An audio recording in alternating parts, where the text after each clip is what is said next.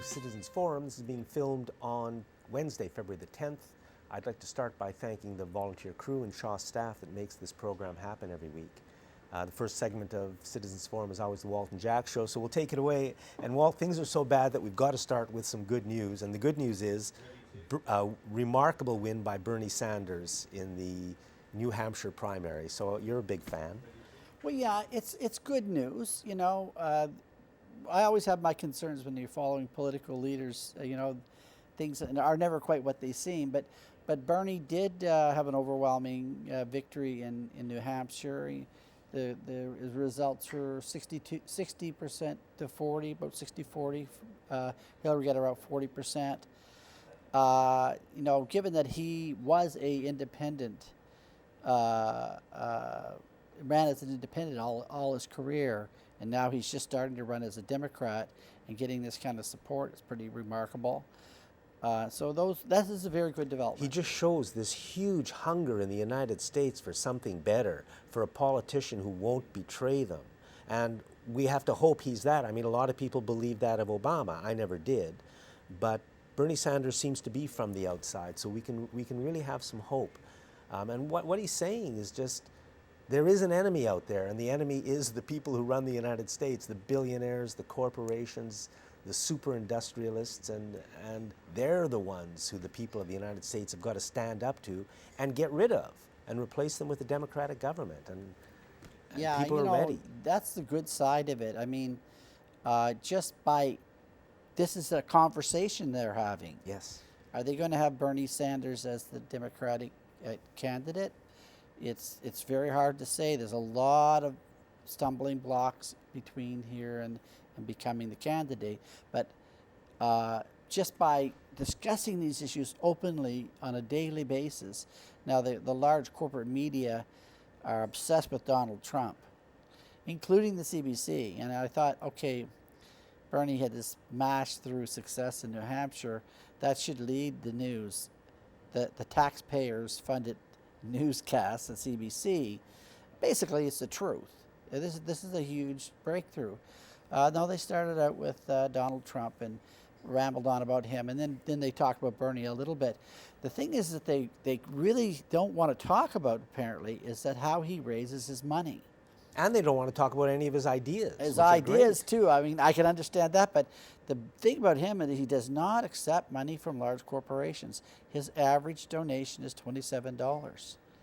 Apparently today they raised $5 million after his victory. So he's getting a huge amount of donations from everybody. Never has happened before. Yes.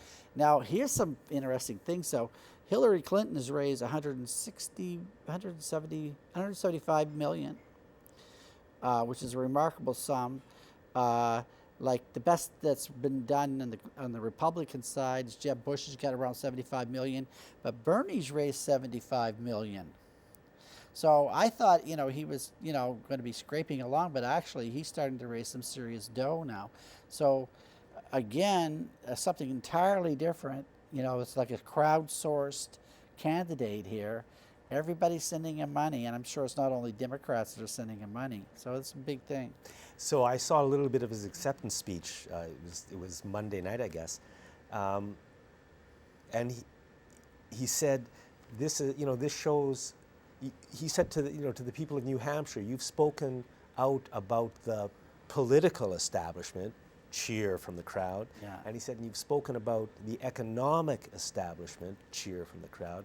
And he said, "And the media establishment," and got the biggest cheer. Yeah. Because that is the biggest enemy, bigger than I mean, they are the same, it's the same enemy. It's the corporations that run the politicians and own the media. And Bernie and his gang of the American people, bless them, are and standing there's great up to coverage it. online. You can go online and live streaming and the coverage online, and you can see what's going to happen is that if the corporate news is going to be so slanted and biased, you know, I fired up my computer and caught up on everything in great coverage. So you can see the networks are going to get into trouble if they're going to keep on bending the facts so dramatically. You know, it's one thing is just, you know, ignoring the coverage and stuff, and then just trying to change the facts. And people could check them immediately on their computer and say, no, that's biased or wrong, you know. But the thing is that there are some stumbling blocks. I want to mention them. And it was the three supers that I came up with. Each term has a super in it. It's the super PACs. Those are organizations that raise money outside of the political parties. Super delegates, which the Democratic Party has. Hundreds of them. And they Sorry? get hundreds. They have hundreds of super delegates. Yeah, 20% of Or the delegates. establishment of the party. The establishment delegates, and of course then the super rich within the party. And Hillary does represent the super rich, and they are going to raise an incredible amount of money. You know, the Koch brothers are planning on spending about $700 million on this election, probably mostly on the Republicans, but not exclusively. So, super rich, you know, it's astonishing how much money is spent. A lot of that money goes right into the networks' pockets that do all the political ads and all the newscasting and all that. It fuels that industry. So the super delegates might be the most up in the air issue, and because super delegates tend to vote for the established candidate. With Obama, he came in. He wasn't really the establishment candidate when he was seeking the nomination, but they went with him quite early. And I think one thing we could watch carefully is how long you see the super delegates sort of holding up before you start seeing a general endorsement of Bernie Sanders. Now, if they hold out to the end, it could cause a lot of volatility in the convention. But also, if you look at the polling, which is very interesting, when they stack Hillary Clinton up against Donald Trump, who looks like he's going to be the Republican candidate, Hillary doesn't fare that well against Donald Trump, but Bernie fares very well against him. So so Bernie could take Trump on and handle him quite easily, where Hillary's not a shoo-in. I think the super delegates are going to be looking at that really carefully and wondering what they should do. And a lot of water still has to flow Oh, under the a bridge heck of a before- lot, and yeah. A lot to happen. So other places are talking about pipelines. Right. Here in Victoria, we are going to be talking about a poop line. And what you're seeing, where my finger is here, this is a part of every one of the sewage treatment plans that are being put forward now by Lisa Helps and I think by the city's establishment and media as well. What you see, that line is a poop line, a pipeline carrying sewage from Clover Point to Rock Bay, which is where they say they're going to build this new $1-point-something billion sewage treatment plant, whether we want it or not. And that pipeline, there's going to be two pipes actually, running up Cook Street probably, although it could be, I was told, Vancouver or Quadra, but probably Cook Street, from Dallas Road to Bay Street. And the devastation that is going to cause along the Cook Street corridor is going to be absolutely amazing, I assume, unless there's a way to do this without stopping traffic, which I don't think there is. But that's only one part of this whole thing. It's really beginning, I mean, it really does. I didn't know at first, you know, Lisa Helps became the chair of this committee, and I didn't know which way things were going to go, but it's beginning to look very bad, I think.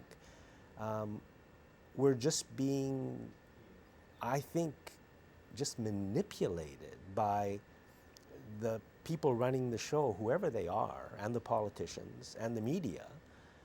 Because I'm just shocked that I live very close to Cook Street, and I've never heard really. I have heard a few times, kind of went in one ear and out the other. You did attend recently a public consultation meeting. I attended two, one put on by the opponents of the official plan and one put on by the official plan. The opponents one probably got 120 people, and the official one maybe 20. And when I was at the official one, I felt like I was in 1984.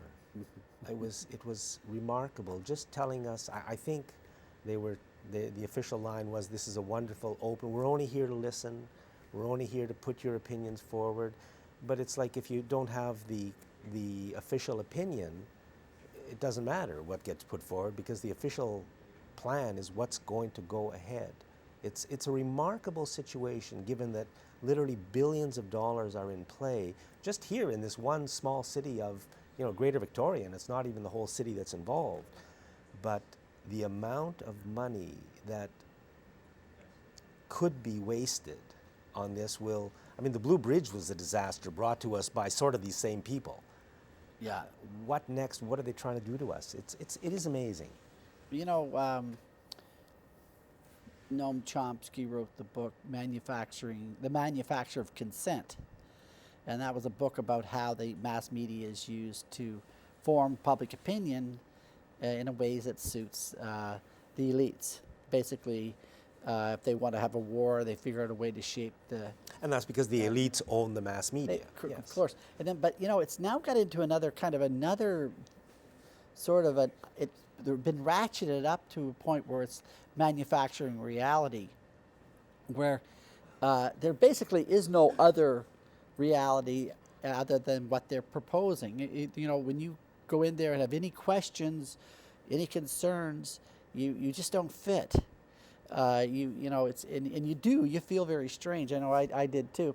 Now I was looking at the Times Colonist, just looking at a couple of articles, and I remembered something that was said by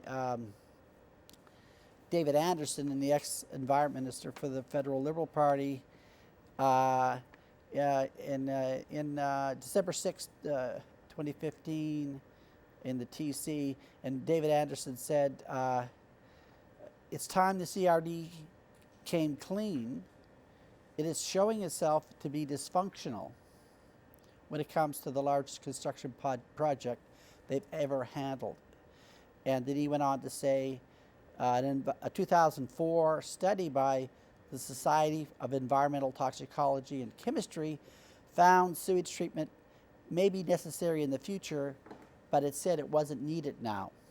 And David Anderson has elaborated on that several times. The thing is that this is, you know, there's a lot of credibility in the people who oppose this program as being brought forward, that they're, you know, when an ex-environment minister is calling a government dysfunctional, Yeah. this is a serious charge against them. Yeah. And one that they would love to try to ignore. Now, what my criticism has been of the CRD, because it's a CRD program, is that they really have no legitimacy because the board of directors of the CRD is not elected. We can't get the vote on this because these people set on the CRD are appointed. So they basically do not have the right, in my view, to make decisions, especially of this magnitude. Nobody has given them that right. Well, whether they have it or not, they're going to make it, and I understand that it's possible that final decisions on this are going to be made by the end of February, and we're going to be committed, I'm not sure I'm right when I say this, but possibly by the end of February, to a project that is going to cost us $1 billion and more to build, and hundreds and hundreds of millions more to operate over the next 20 years. And time again, we have guests on this show saying that the CRD refuses to look at options that were certainly environmentally much better and much cheaper and much less disruptive to the public and all that. And this committee refuses to acknowledge these proposals. And they can get away with it because they don't have to turn to the electorate on this one. They're appointed into this committee. And nobody even knows what they're doing. That's right. Nobody can figure out who the heck is running the show. And I think that's why the CRD should be elected. And that's why, and I also think that the city councilors should not be allowed to sit on the CRD. They should do their jobs and let the CRD do their jobs too. And the interests are different, are totally separate. I want to move to the situation facing people that have been made homeless in our city and in our country, quite made homeless deliberately by the people who run the country. This is the story in the Times Colonist, I think February 7th. It says, and I don't want to pick on the Times Colonist. It's no worse than all of the rest. It's just that it's here in black and white, so it's easy to use.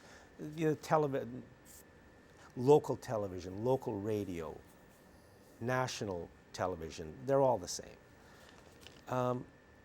But what it says is the headline, "In defiance of order to leave, camper adds a new shelter." So, and then they have a quote above it, and the quote is, "If no one leaves, it's not as if they have the power to do anything about it." So I'm just wondering why the Times Colonist chooses to take this situation and put it in such adversarial terms, basically pitting the homeless people, who are simply the people at the bottom of the economic ladder, against everyone else. In defiance of order to leave, they add a new shelter, and somebody says if no one leaves, it's not as if they have the power to do anything about it.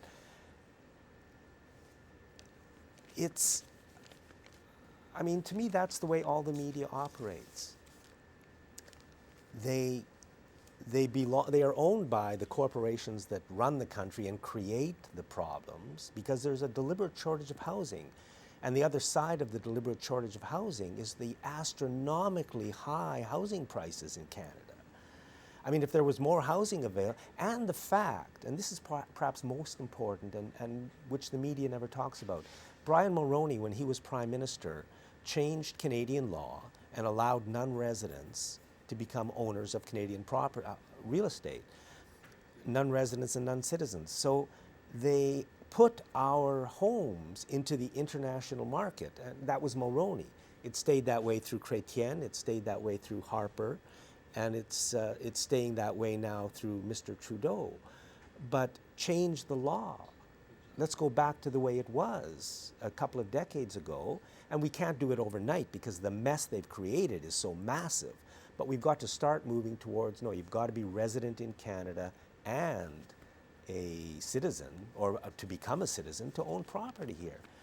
But they never talk about it. It's as if that isn't a part of the problem. Huge fortunes are being made, and when this thing collapses, the devastation it's going to cause to our society is incalculable. You know, and when you're taking out mortgages, you feel like you're a poker player, you know. Every few years you got to march back into the bank and try to outsmart them one way or another. You know, homes should have a long terms, like 20, 25 years at low interest rate. Should be totally stable and Prices guaranteed. should be low so people can afford to live. It would be a great way to use the Bank of Canada. Yes. To offer very low interest, long-term, stable payments, and it guarantees the security for the person. And I really believe that there's a deliberate shortage of housing, which is a part of the problem. Last week there was the huge, I was thinking of the PR firms that you always talk about. There was this huge thing in the media about the Great Bear Rainforest. It's been saved, what a wonderful triumph for the environment, how great it is. It came and went in about 3 days, but it was front page news, massive coverage. And so the message was, this is all good, we don't have to worry about it. But I really think it was all a PR stunt. The truth is, the Great Bear Rainforest is being logged. This is an article in the Globe and Mail, February 9th, by Mark Hume. He says, the great irony is that while it was repeated ad nauseum that the Great Bear Rainforest has been saved, it hadn't been saved and still isn't. Under the final deer, bear hunting is still allowed in the Great Bear Rainforest. Logging continued during negotiations. For the years of negotiations, the logging companies kept the destruction going, and the deal allows for an annual cut of 2.5 million cubic meters. Now, I would say that's probably 1/30th, I'm guessing, of the total cut in the whole province. So 1/30th of the total for the province is being cut in the Great Bear Rainforest. Among the areas that have been or will be logged are some of the richest forest valleys on the Central Coast, including, he just mentions a place that is is even more famous than the rest. So the destruction continues and will continue. Nothing has been saved, because when they run out of trees under this thing, they'll just start the negotiations again. We've got to stop these corporations. Especially cutting of old growth forests, which really should end. Yes. It's nobody's interest to cut another old growth tree, except for the people the few people involved in getting rich. Leaving those trees stand for just for the ecological value for the species that are existing there, species that we probably don't know about yet. And one of the one of the most exquisitely wild areas still left in North America and in the world. Really, the environmental groups that agreed to this, and if really, people have got to question, as you said last week, what gives them the legitimacy to make deals in our name when we don't even know what the deals are? Yeah, and it concerns me where they're getting their funding. And I know Greenpeace, very questionable funding sources. And forest ethics. Forest ethics, I looked, never had a chance to look into their funding, so I'm not sure. But there's a lot of criticism about forest ethics from people I know who are in the environmental movement. So when money's flowing in from large corporate interests into environmental groups, well, the old saying is, he who pays the piper calls the tune. Yeah. And the stories get twisted, like as you're presenting here today. And they'll tell you something the opposite of what's really happening here, where more logging is going to occur at an escalated rate. And as I said last week, the 15% are probably the most pristine valley bottoms with the largest, most massive trees, and a good amount of this would be mountainside and rocks that never could grow a tree anyway. So we are being sold another bill of goods here. And Walter, we're out of time. That's why I think the NDP should be much more critical about this program. We are being sold a bill of goods, but hopefully not by this show. Thanks for watching this segment of Citizens Forum. Welcome back. This is being filmed on Wednesday, February the 10th. Our guests in this segment are Dave Conway and Mitch Lewis Hammond. We're going to be talking about what's happening with bringing Syrian refugees into Victoria. So, Mitch, maybe, thanks both for coming. Mitch, maybe, what's happening? Well, it's been a great community effort. There have been locally about 60 groups that have founded, just of private individuals who have aligned themselves with coordinating agencies that can forward their applications to the government. But basically you have 60 community groups, each one sponsoring one or more families, and raising millions of dollars in the process, and finding all the necessaries, housing and so on, in order to invite these families to come to our community. It's great that people can come together to do good stuff. So maybe Dave, how are the refugees who are coming to Canada chosen? Well, there are a couple of different systems. Mitch alluded to all of these sponsoring groups, and they're all under a couple of umbrella organizations who are recognized by the government, and some of them are able to facilitate the matches with the groups that are coming in.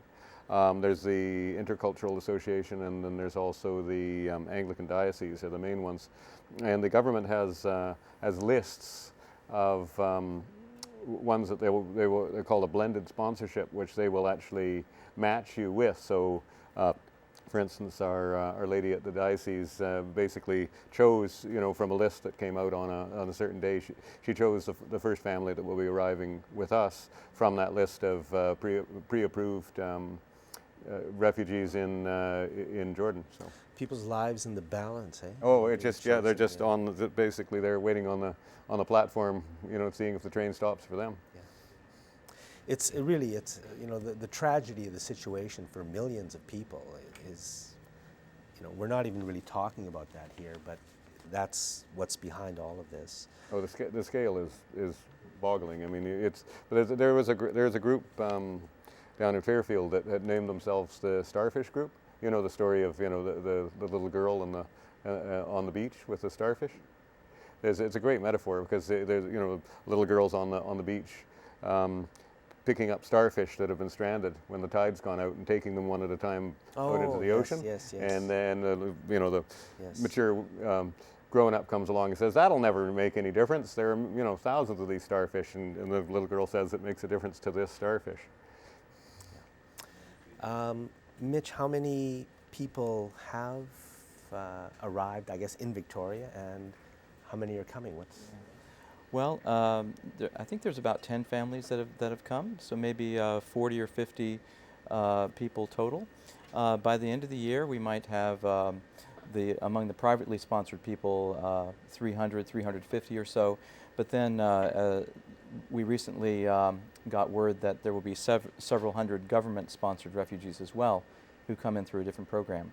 So it's conceivable by the end of the year we might have maybe up to 500 refugees who are joining us here. Okay. So, Dave, you asked me to ask the question, why don't we just help them stay there? Well, that's a question we sometimes get asked. And of course, that would probably be best for everybody if there was no war and no... Absolutely. I mean, these aren't people who've chosen to leave their homes, but often they're not only their homes, their whole cities are in rubble, and it's a completely unsafe situation. And the whole infrastructure in so many parts of Syria is destroyed.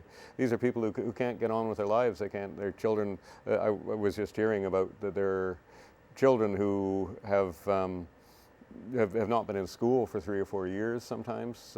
Kids are probably saying, hey, great, except the whole city is in rubble. So. Yeah, well, they're in camps, and or they're living on the fringes of society in Lebanon and Jordan, and they can't get on with their lives. I mean, and of course, it's not that there's any end in sight to the war as well. I mean, if everybody could see it wrapping up in any kind of reasonable amount of time, that would be a different matter. And the countries where most of the refugees are, in Lebanon and Turkey and in Jordan, are completely overwhelmed. We're talking about millions and millions of people who are in countries that are by no means as wealthy as, say, Canada. So maybe you can just give us the numbers. Well, I'm not current. There's at least 4 million who are outside of Syria now, and that's probably still going up. And I mean, there's 35,000 waiting at the border with Turkey. 2 million maybe in Turkey? There are over 2 million, 2.5 to 3 million in Turkey. In Lebanon, just to imagine the scale of the thing, in Lebanon there is 1 Syrian refugee for every 4 Lebanese. So we're talking about like another Saskatchewan and Manitoba just getting added into the country. So a huge price is being paid by everybody over there for this crazed war. Maybe Mitch, how is the larger Greater Victoria community responding to the refugees coming here? Well, it's really amazing because each group has to raise tens of thousands of dollars to bring a family. And so there's usually a small group of people who are doing organizing, a larger group of volunteers who pitch in when they're needed, and then an even larger group of people who are donating money and goods. And so it's really thousands of people who are part of the effort totally. And it's been really a remarkable thing to be a part of. It makes me proud to live here. Who are these people? I guess they're just everybody. It really is, and I think we're fortunate we have people in town who feel able to take it on, and they have the means and the time to do so, and resources, able to welcome people here, and then lots of people who just pitch in as they can. And we're trying as best we can to coordinate among the different groups and make sure that all of the resources get used as profitably as possible, and so that we can invite as many people to join us as we can. Why do you think it's been such a positive response? Boy, it's hard to say. When in the discussions I've had, people say things like, this is what I want for when I think about my family. This is what I want someone else's family to have. This is the kind of world I want to live in. People say, I just can't sit by and watch this because, as Dave was saying, this is the largest refugee crisis really in recent times, and so it's part of a bigger process, but it's in a small way we can make a difference. That really is a moving kind of thing. I've kind of, it's so nice that, people honestly feel that way and are doing good stuff. It's wonderful. I think so too.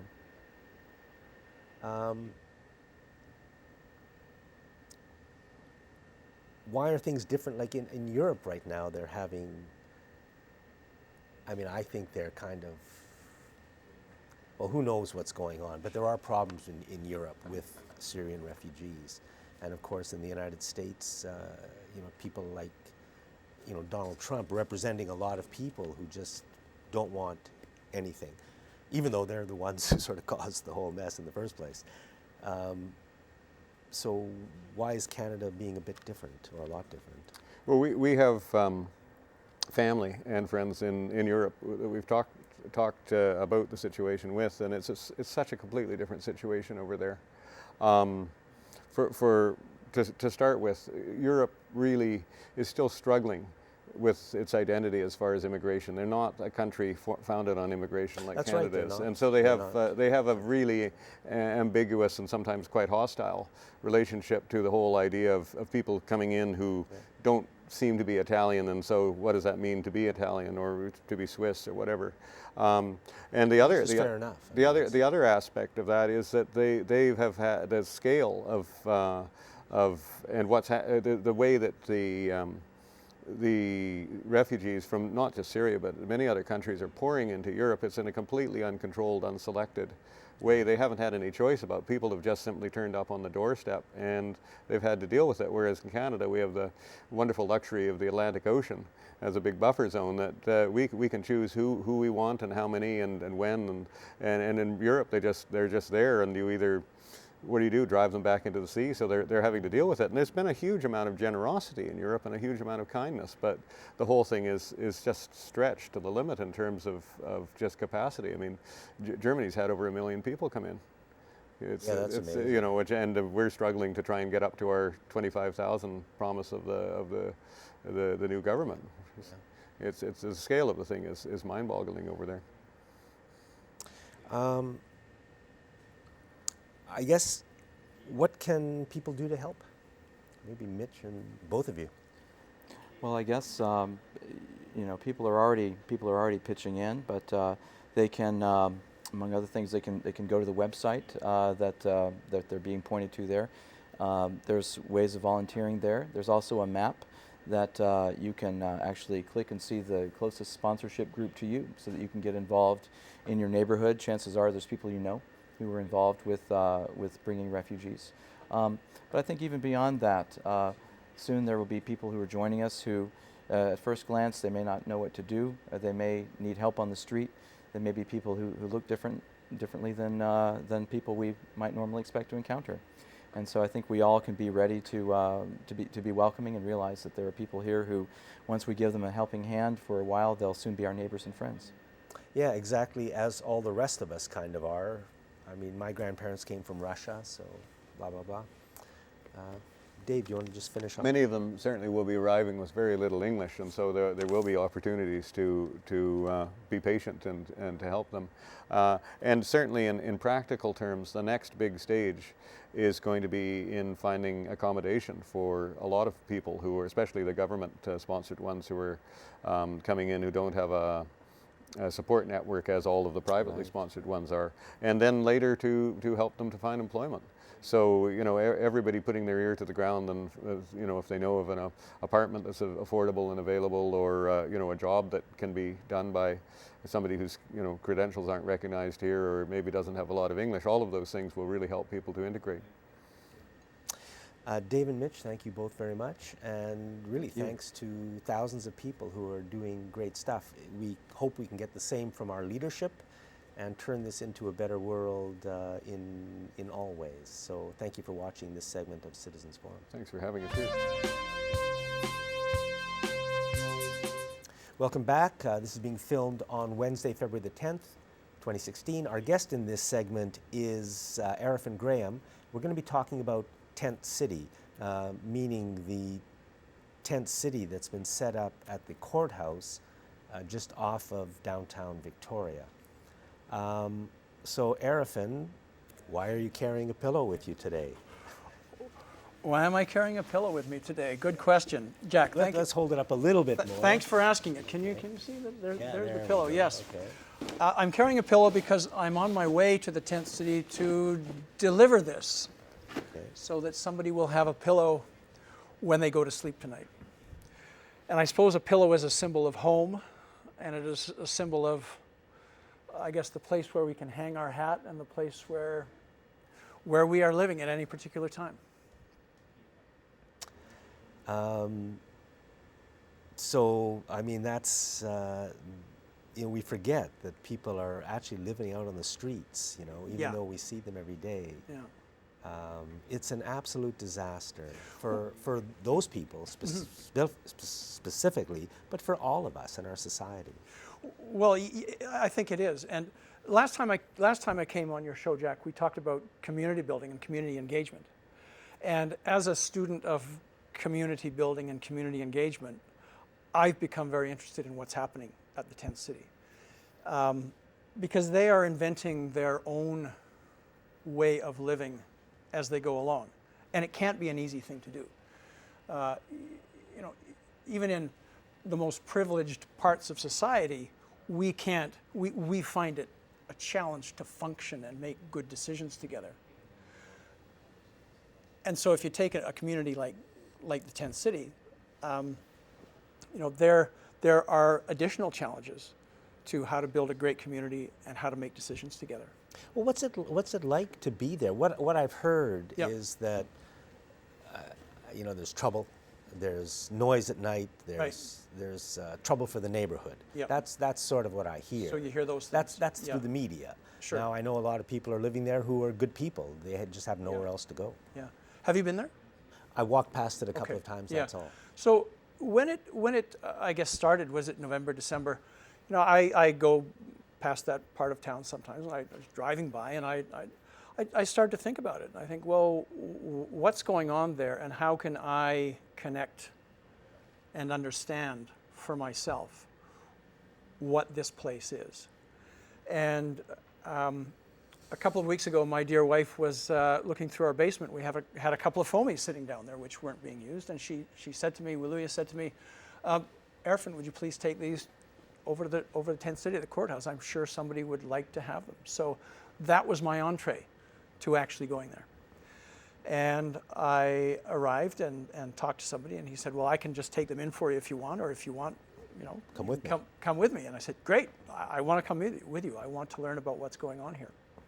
And what I experienced in that 10 or 15 minutes that I was there was I experienced community, I experienced welcome, I experienced friendliness, and I experienced, I guess, in some level, love in that place. And so that was, for me, a good way to learn about what is happening in this part of our community right now, because it is part of our wider community. Absolutely. And that was my way to actually, and the Times columnist Bruce Stotesbury did this wonderful article the other day of the faces of the tent city. And this is the thing, is if we can actually meet people, get to know each other, then it's a way of making it a human-to-human relationship and exchange, and much easier to empathize, I think, with people if we know who they are. I mean, it's easy for us in this, and we do. I believe we live in an overprivileged city here, and Only the best place in the world. well, yeah, it's well, I believe it. Yeah. How lucky can we be? And it's easy for us who can just drive by, not have to deal with it. It's easy for us who can have a nice job with a newspaper writing editorials about what we think that these people should or shouldn't be doing. However, I think there's only one way of really getting to know what's going on there and really understanding, and that perhaps is to show up. And now, obviously, we can't all show up there. So maybe if a few of us do that. And one thing they said to me when I went there was, please spread the word that we are doing what we can here to build community, and that people are welcome to come. And you don't have to bring something with you. You can just bring you can just bring yourself and just be here with us for a little while. And I certainly felt that welcome. And so I went back yesterday at 10 o'clock on weekday mornings. They have a community circle. And I stood in the circle for a couple of hours, and as the talking stick went around, and hearing about where people are at, and then there were a number of visitors there. Al Tizik was there, Don Evans from our place, Bishop Logan McMenemy was there from the cathedral, and so there were a number of visitors and a number of residents as well, and that was a very rich experience. And I felt that yes, perhaps there are things that I could bring to this community, skills or experience that I have, or material things. You know, perhaps there are things. At the same time, I feel that it goes both ways. Yes, it that there does. are things for me to learn being there. There are things that I have not experienced in what I consider the privileged life that I have led, just by putting myself in that place and being there and getting to know some of those people and hearing what they have to say and where they're at with their lives. You also wanted to talk about this. Do you think there is a link between the headlines about $2 million Yeah. homes in Vancouver being bought and then torn down on the west side of Vancouver? Is there a link between that and tent cities here in Vancouver, here in Victoria and there in Vancouver? So we've been talking about the personal, and that's the personal, you know, face-to-face, person-to-person contact with people. So I guess this question is about the systemic issues that perhaps are being raised by having a community such as this within our community right now. Having been to Calcutta several times, I mean, Calcutta is a city, from what I understand, if you live in India and you're poor, it is the best city to live in, because Calcutta has been set up to take care of people who are poor, who are hungry, who have needs in their lives which aren't being met. You know, you see, and so it's a place where that is an expectation of life, and that's how. But it's not our expectation of life in Victoria. However, there may be precedents, you know, in the Depression, for example, where tent cities were Hoovervilles, weren't they, all over, you know, the United States, where these communities arise for systemic reasons.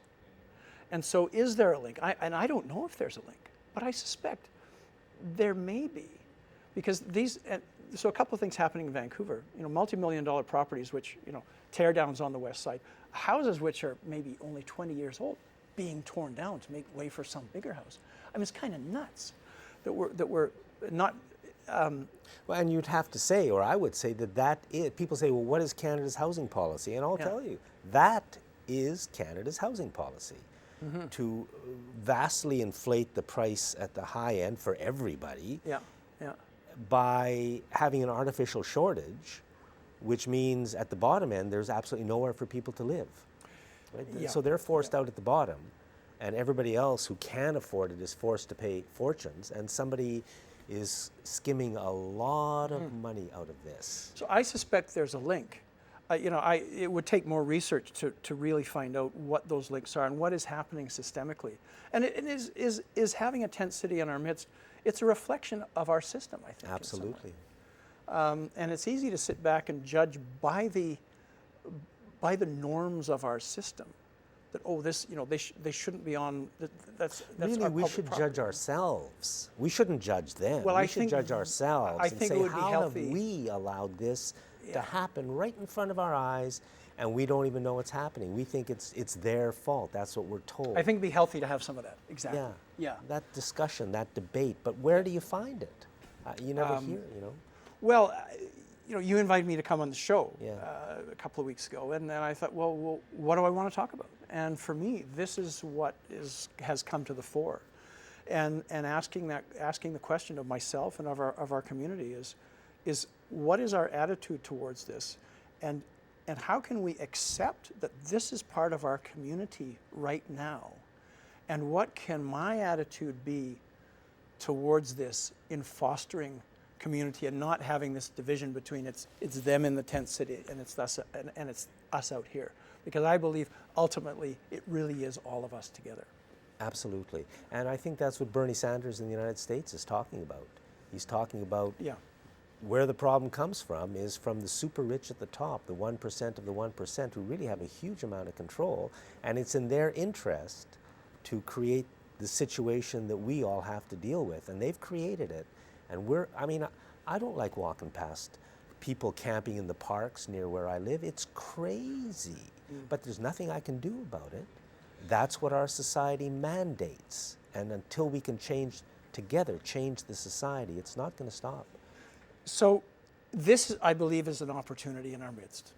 I know it's an opportunity for me to learn something about other people, about other forms of community, and to be asking those questions about what is it about our system that creates a situation that we have here.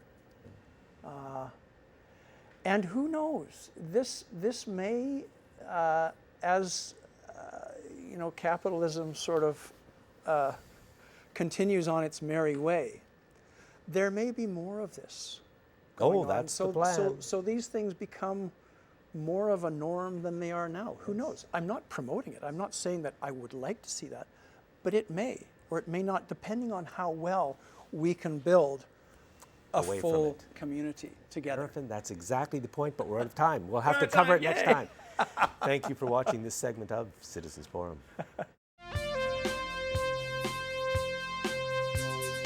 Welcome back. This is February 10th, 2016. Our guest in this segment of Citizens Forum is Brian Gilbert, and we're going to be talking about the sewage treatment potential disaster here in Victoria, where we're going to spend $1 billion if the official plan goes through with little or no environmental benefit. So Brian, welcome, and thanks to you and all the people in the city who are working so hard to try to stop this. I just want to start by saying I went to a CRD-sponsored event yesterday. I got the Citizens Guide, and this covers all the options that we, the citizens, can talk about. But the point Brian is making, and many others, is that there are better options available that are not in the Citizens Guide that we are being shown by the CRD. This is a democratic and public engagement process nightmare. So, Brian. Well, it certainly is a challenge, and I'm sure that many of your audience members are just hoping this will go away, and why can't we just get it done? I will assure them that the program that's before the CRD right now has a schedule that goes out to the year 2023. That's 6 years away. So it's not getting done fast no matter what, okay? So this is going to continue on. As we started talking before the segment started about all these proposals here are all centered at Rock Bay, a location north of downtown Victoria. They need to take the current sewage, which goes out Clover Point or Macaulay Point, and they need to convey it. So they need to build conveyance. And I'm going to show everybody on the map, because although you've said this several times, Yeah. it never really sunk through my head until I saw it on the map. So this is Clover Point, and they are going to have to build a pipeline along probably Cook Street, all the way from Dallas Road to Bay Street, and then into Rock Bay. You said these are 6 foot 1.3 meter pipes being put under the road. The amount of work that's going to be done on Cook Street over months and months and months is a disaster. And it's absolutely amazing that in this wonderful public process that they keep telling us about, I have never heard really from them that the street I live right next to, Cook Street, is going to be completely torn up. Do the businesses know? Do people know? No, people are not really well aware. We've been up and down Cook Street a little bit trying to raise awareness and just to let people know that that is what's likely to happen. And they won't know until it's too late, until the pipes are actually being dug and put in. And this is the interesting thing about a liquid waste management plan. Once it's approved by the province, the public no longer has any recourse to demand a change. It's entirely up to the politicians at their whim or desire to change the plan and reapply for a new amendment, a new plan. But we public, we can't change it. We can't change it anyway. This is our little window of time where we can express an opinion for or against what they're proposing and have a little bit of input. Okay, in how the do we decision. express our opinion? Well, the CRD is running a survey, and there's been some severe problems with it. They're working on that. One of the biggest problems was people were forced to choose 3 of the 7 options, and they weren't given a choice, none of the above. So they're debating whether to add an extra option to let that people choose none of the above. I don't want to delve too much, but Yeah. the survey is it takes 33 minutes on average to complete. It's a very complicated survey. So it's not good.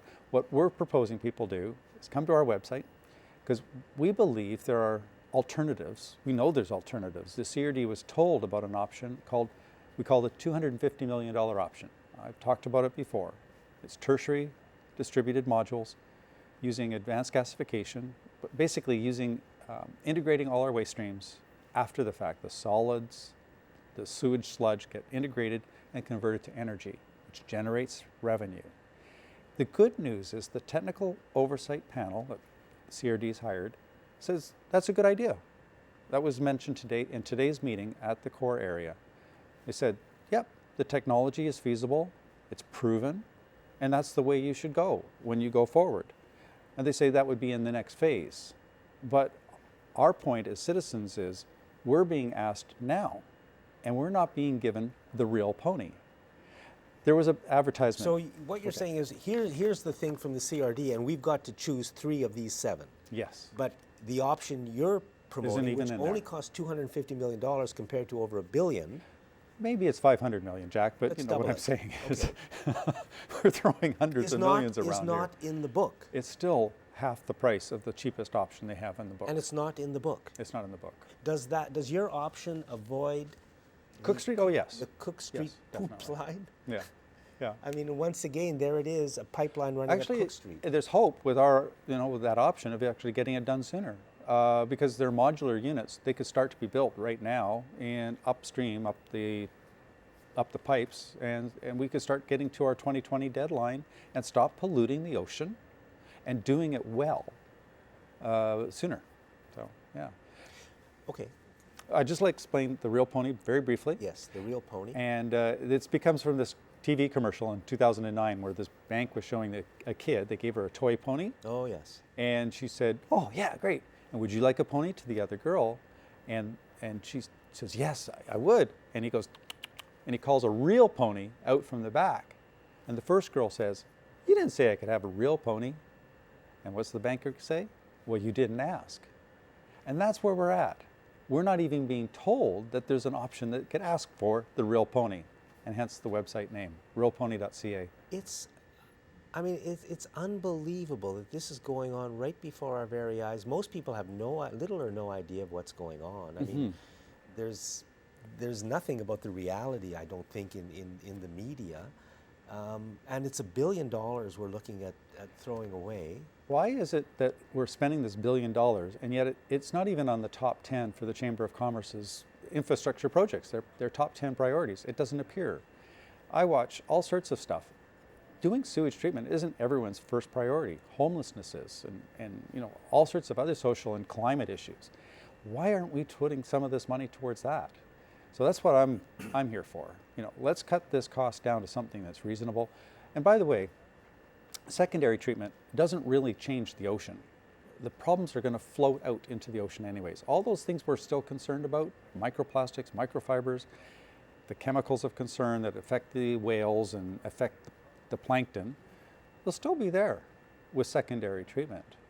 What we need is this tertiary level, which filters everything out of the water. It's pure, clean water. And that's where we have the leftovers, and that's where we need a system to deal with that and not spread that back on land and let it go back in the water. So this is where we're heading. We're looking for an environmentally superior solution that's at a fraction of the cost and makes money year after year. It's a win-win-win. And so that's what we're it's pushing not on for. the table. And it's not on the table yet. What are the timelines? Here we are, it's February the 10th 10th. today. I don't know when we'll air, but by the 20th, 10 days from now, the survey will close. The public survey run by the CRD. Run by the CRD. Our petition will stay open into March, okay, at this website. That survey will close. They'll do up a report on the 24th of February. The Core Area Liquid Waste Management Committee, the Sewage Committee, is going to make a decision on one of these 7. They will make a decision. And that's chaired by Lisa Helps. Chaired by Lisa Helps. And they're going to choose one of these 7. That's the current schedule. And then so that's on February 24th? Yes, and on the 29th, a task force, which is from the CRD, that's looking at integrating these waste streams and doing advanced gasification and turning that into money, reports on the 29th. So the CRD is going to vote on the 24th to choose one of these and forward it to the province. Yeah. While on the 29th, another committee of the CRD is going to report on potentially a different option that could be better. Yes. But it'll be too late. It'll be too late. Now, because they will have voted on the 24th. If people are worried about the funding, don't worry about the funding. This funding that they're trying to capture for the end of March is for anaerobic digestion. That's that way of dealing with the solids afterwards. You can get P3 funding for advanced gas, for municipal solid waste and sewage sludge with advanced gasification. It's a proven technology. The technical oversight panel said so. So we really just need to go back to the federal government and say, hey, can we get the funding for something else? And here's a new plan. So it's when we even keep better hearing for you. that we've got to make a decision on February 24th in order to get the money, that's not true. It's not true unless you're an advocate for anaerobic digestion, a $300 million technology that produces land pollution.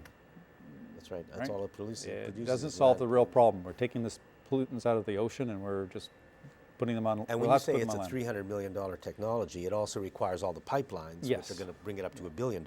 No, it's probably 300. It's a well-known technology. It's built all over. But doesn't that require all the pipelines to be built? Well, it was also part of the McLaughlin. You can actually do it with trucks. You could truck the stuff up. Okay. Right.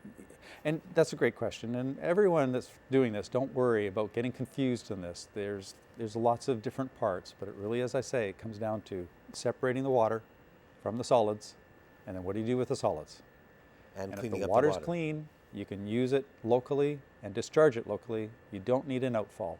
I would like to also point out that the consultants they've hired are aware of this because they've designed a system in Tsawwassen that has no outfall. It has no backup. So it's very feasible to do on our coast. It can be approved by the Minister of Environment. It's a doable thing. Brian, we're almost out of time. What do you think is going to happen on the 24th when the CRD committee votes? Well, from my seat, where I'm spending far too many hours at this, volunteering to do this, it's very fascinating as a political. If I was a political scientist, this would be a great thing to study. It's dysfunctional and lurching around. I see hope in the future. I'm a very positive guy.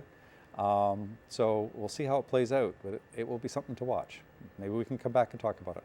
And once again, I just want to mention the fact that they're building a pipeline up Cook Street and nobody knows about it. We're out of time. Thank you very much, Brian, and thank you for watching this week's Citizens Forum.